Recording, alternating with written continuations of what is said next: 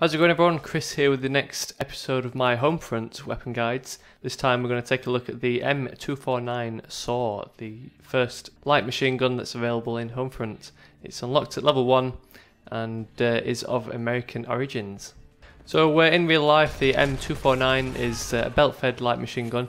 Now with light machine guns, you usually find these things attached to vehicles or in fixed placements on tripods, but the M249 is more of a lighter weight, slightly medium-sized machine gun that can be carried and fired from the shoulder. It kind of brings the best of both in terms of firepower and ammo size of LMGs with the accuracy of assault rifles. So in game, you'd expect the LMGs to be amongst the highest damage weapons, but the M249 only has quite a moderate damage. Rate of fire is pretty low compared to the other weapons. It's quite a slow chug that the M249 SAW emits. Unfortunately, the recoil is pretty high, but at least being an LMG, you get a super high ammo count with no need to reload until you kind of exhaust that full belt of ammunition. So compared to all the other weapons in Homefront, the M249 SAW isn't too well matched. You kind of a major disadvantage at close range against the LMGs, a disadvantage against the assault rifles at both close and long ranges because you've got the slower turn and slower aim-in speed, and you're pretty much at a disadvantage at long range against the snipers who've got the higher zoom in terms of their scope. However, saying that, the SAW is pretty good as a supporting weapon. It's worth remembering in Homefront that you get much better accuracy when using the LMGs when in crouched position or in prone. So you definitely want to find yourself a little spot and take people out from across the map and kind of hold down choke points or hold down objectives. Trying to capture some clips with the 249, I was kind of having a little bit of difficulty with it. It's kind of 50-50 whether you can get the jump on people, because often you'll start shooting first and then find that they then retaliate and kill you before you've killed them. So that slow rate of fire and the high recoil definitely do come into play. So overall, it's probably not a weapon I'd tend to recommend. So let's take a look at some attachments that you might consider. First up, the silencer is probably one of the best choices. The iron sights on the SAW are pretty good.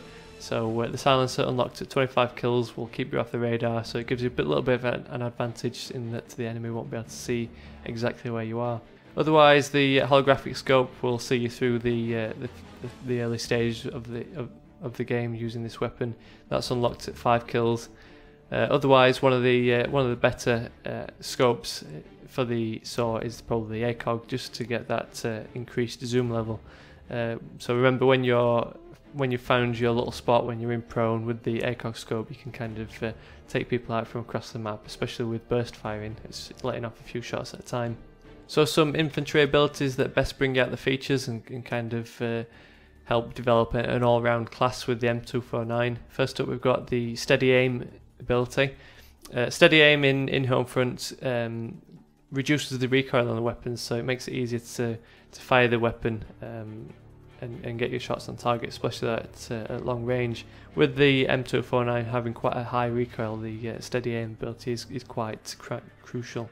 Otherwise, the M249 is a belt-fed gun. It has the large ammo count. It's worth remembering that you don't really need to reload when you're halfway down your ammo supply, because you'll still have to replace the whole ammo box. So it's definitely worth waiting until you've exhausted the full ammo count.